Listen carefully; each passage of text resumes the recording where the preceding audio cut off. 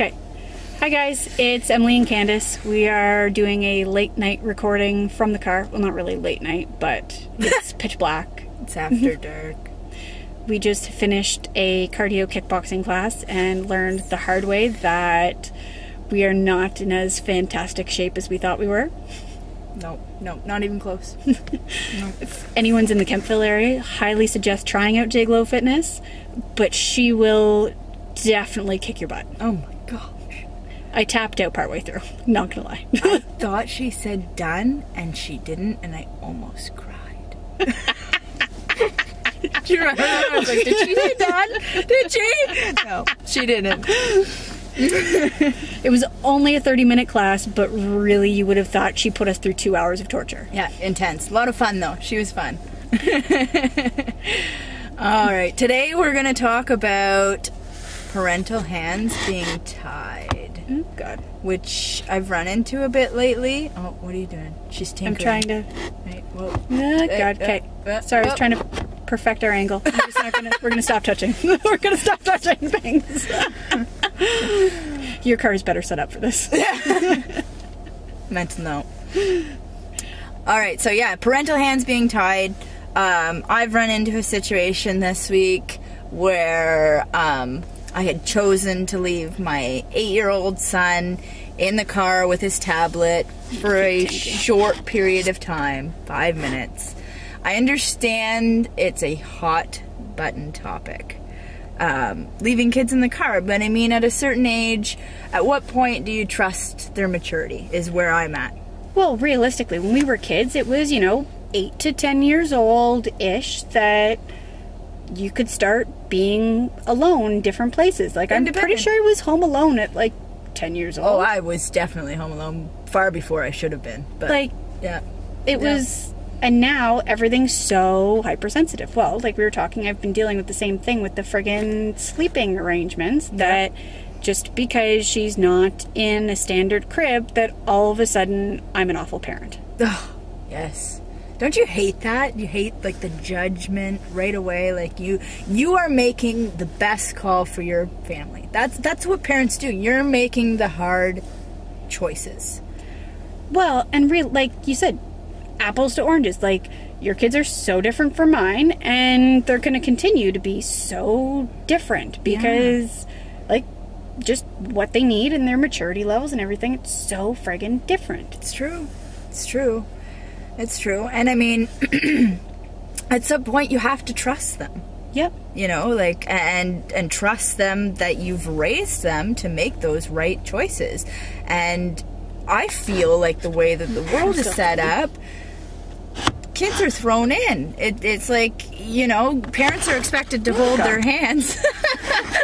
Parents are expected to hold their hands up until the age of 12. And then just let them go. And then at 12, it's like, you know what? You're old enough to care for other kids. Even though you haven't been given the chance to try and care for yourself. Yep. You're old enough to care for other kids. And you're old enough to be home alone, but you've never been given the opportunity to do that. Or given the opportunity to make mistakes. Because, I mean, like, my God, I made so many mistakes. Yep. But I learned from them, and I feel like I'm better because of it. Well, and you knew that, like, you were given, you know, those little bits of responsibility early so that you could test the boundaries and you could learn from it. Yeah. Yeah, and grow. Yeah. And grow.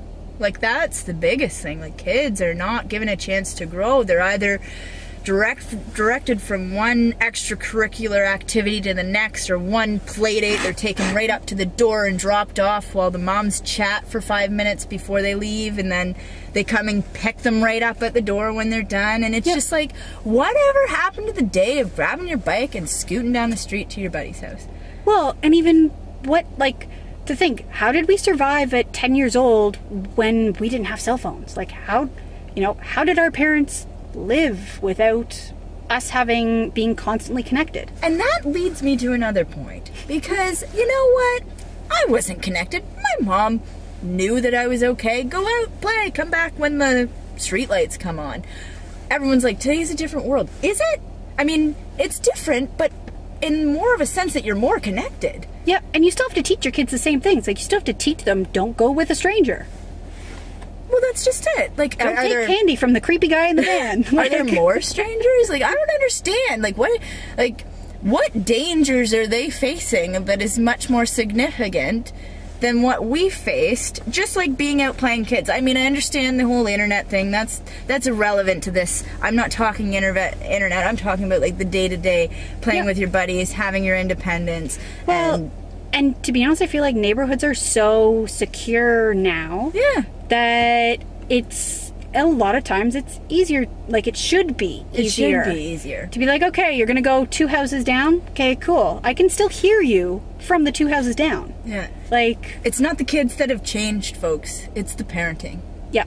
100%. It's the parenting. And then everyone is quick to say, you know what? Those millennials, they're so entitled.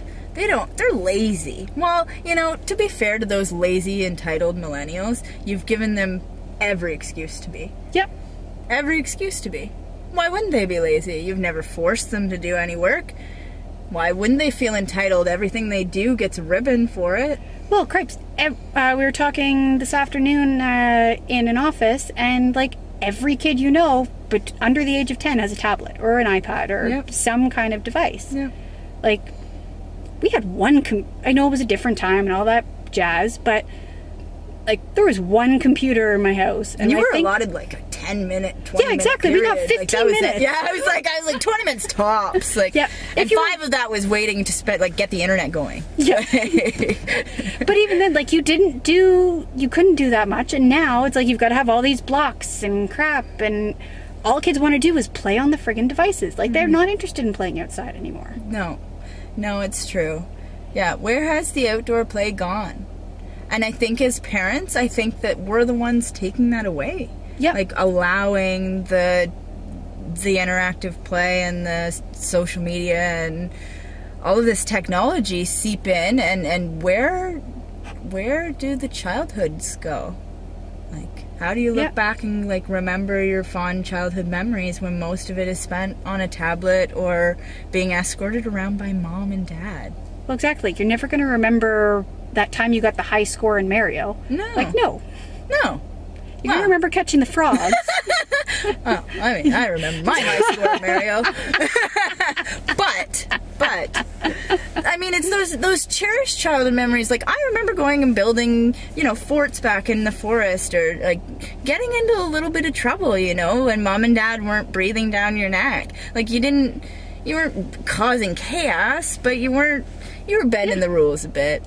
You were bending the rules. And it was fun, you know? Like, you felt awesome. You felt grown up. Why not? Yeah. Whatever happened? I don't know. I miss it. And I am going to make sure that my kids don't miss it. Yep. 100% agree. Which I think my husband is a little on the extreme side of that. Well, yeah. But that's a whole other bag of worms. A happy medium's hard to find. Yeah. Especially with the men that we have. Don't I know it? All right, that's quite a rant for tonight, and I'm sure everyone else is just as tired as we are of the blinding light in our background and my constantly moving. And refocusing. So we're going to tap out for now and go and sit in a bath, probably, to mend our sore bodies. Definitely. Lots of Epsom salts. As per usual, if you've got comments or ideas, send us a message, and we'll talk to you next time.